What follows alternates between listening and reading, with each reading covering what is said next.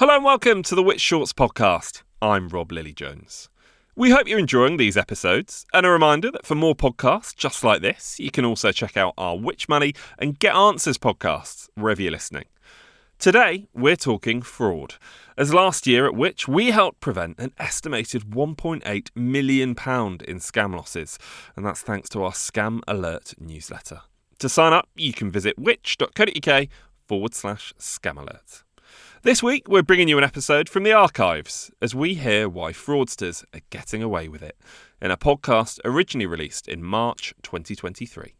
To tell us more, I'll hand you over to the host of the Which Money podcast, Lucia Ariano.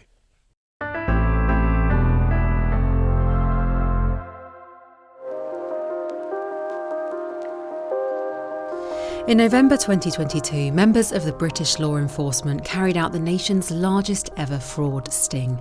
Almost 150 people were arrested as part of an international operation into the iSpoof fraud website.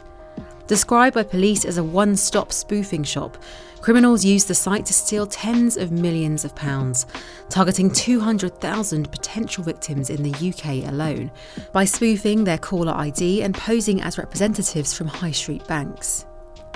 Operation Elaborate, as it was called, was far from typical. Relatively few fraudsters end up in handcuffs. The National Fraud Intelligence Bureau, or NFIB, received around 900,000 reports of fraud and cybercrime in 2020 to 2021. But of these, just 71,865, or 8%, were disseminated to law enforcement for investigation. In 2021, just 4,488 cases of fraud made it to court, a minuscule fraction of the cases handled by the NFIB. Fraudsters, in other words, are largely getting away with it. To understand why, we talked to experts and asked police forces around the country how many officers they have on the case and how many cases they get solved.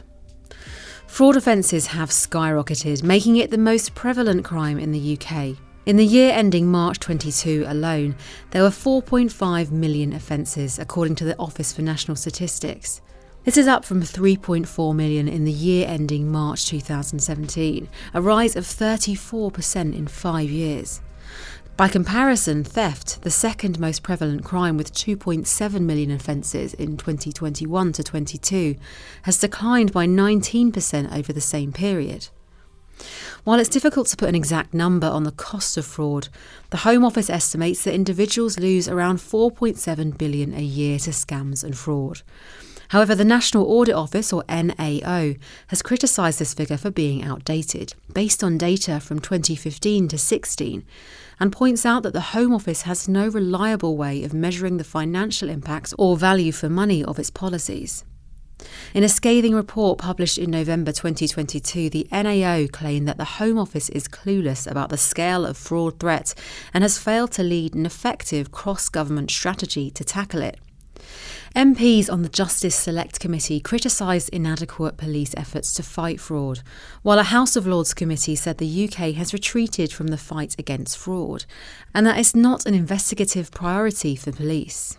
The current system for reporting fraud was described by then Victims Commissioner Dame Vera Baird as a confusing alphabet soup, and it's easy to see why. If you fall victim to a scam, you should first call your bank, as it may be able to stop money from being transferred and compensate you. To report the case, you need to contact Action Fraud, the centralised reporting hub for fraud and cybercrime, on 0300 123 2040.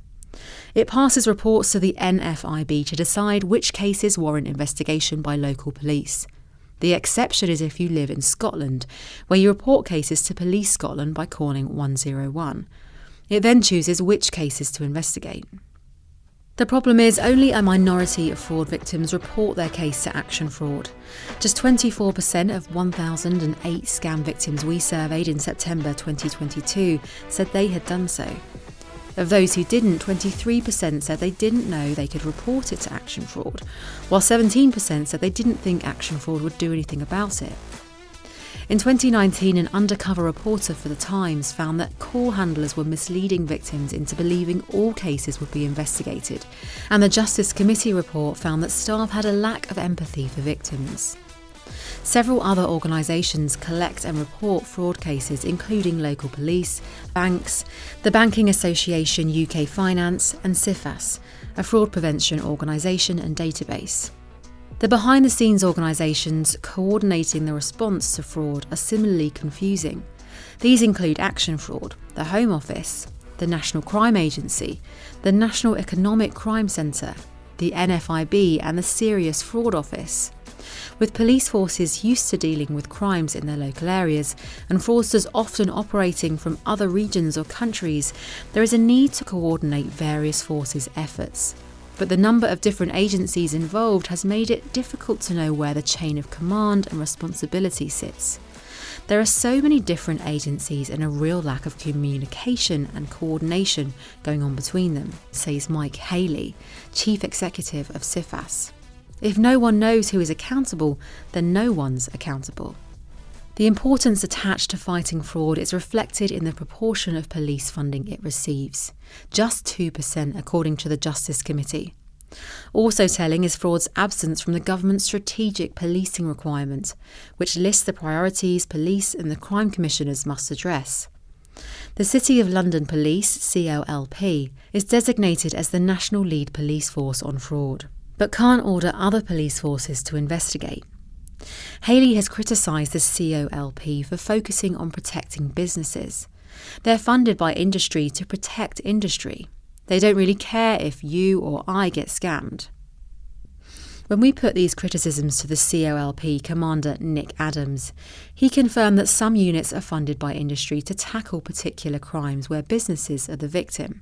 But ultimately, they are there to investigate crimes against the public, and our focus is on putting victims at the heart of everything we do. Decisions to investigate are based on investigative and operational criteria set by the police. However, Detective Inspector Mark Riley from the Lancashire Police Economic Crime Unit told us many police forces simply don't prioritise fraud cases, which often get buried under crimes with a higher profile. Fraud just isn't up there with other crime types really, compared with the likes of serious sexual assaults and the County Lines investigation, says D.I. Riley.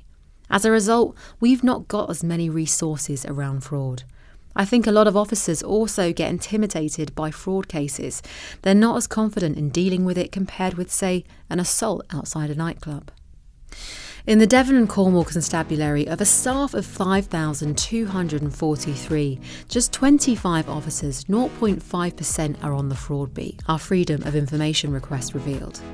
Yet Devon and Cornwall is slightly above average when it comes to the size of its fraud desk. Many forces have far fewer specialists. Across the UK, according to the Justice Committee, there are only around 1,000 specialist fraud officers, and out of the 20,000 new police officers being recruited, only 380 will be fraud specialists. Specialist officers aren't always well placed to deal with fraud though, according to Michael Skidmore, a senior researcher at the Police Foundation think tank. They tend to be within economic crime teams and their capacity is very limited. They are not at all geared up to deal with volume fraud, the common scams affecting individuals. They're not really geared up to deal with very serious, complex fraud. COLP Police Commander Adams notes, "We have to balance the probability of a successful investigation against the amount of work, the amount of loss and our limited resources." He points to the huge reductions in officers since 2010. Even with recent recruitment drives, there are 3,500 fewer officers working today. Both Action Fraud and the NFIB, which sits within the COLP, have been struggling. According to a 2019 review, the NFIB has the capacity to review only about half of the 19,000 crimes with viable lines of inquiry that are reported every month. When pressed on the resourcing of the NFIB, Adams said, "Do I think that there are more crimes that could be sent out from the NFIB for investigation? Yes, I do." Extra resources around fraud would be a real advantage, says Lancashire D.I. Riley. We deliver training locally, but because we've got a finite number of resources, if you take those fraud officers out to do training, then you've missed out on 2 or 3 days of fraud reporting coming in. Slowly but surely, there is a growing recognition of the scale of fraud, and that more needs to be done.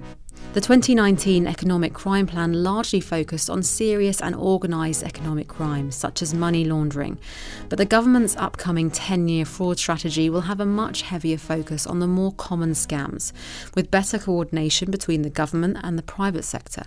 Additionally, the Home Office has pledged to expand national economic crime victim care units across England and Wales, which provide support for victims whose cases are not investigated by the police, to prevent them from falling victim again. Following the revelations around action fraud, the government has also confirmed plans to replace the organisation, setting aside £30 million to support the replacement service. The Home Office told us the government is absolutely committed to cracking down on fraud and economic crime, spending an additional £400 million over the next 3 years to bolster law enforcement's response. The COLP's Adam says he has been working to get fraud pushed up the list of policing priorities.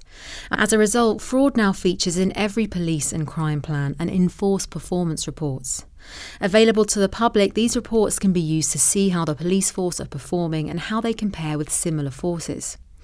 Adams is also working with the College of Policing to make sure every detective is trained in how to investigate fraud.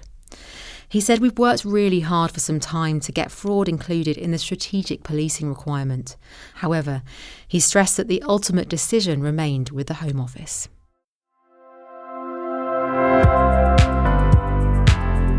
Thank you to Lucia and to Josh Wilson too for his piece originally published in March 2023. And remember, you can find more articles you'll find useful every day on everything from money and technology to home and garden advice by signing up to one of our many free email newsletters. And you can do that at which.co.uk/newsletters. And to sign up for our free Scam Alert newsletter, then you can head to which.co.uk/scam alert. And I'll also put a link in the description for today's episode. We'll be back next week for another episode of Which Shorts, and thanks for listening. Which Shorts was produced by me, Rob Lily Jones, while the exec producer was Grace Farrell.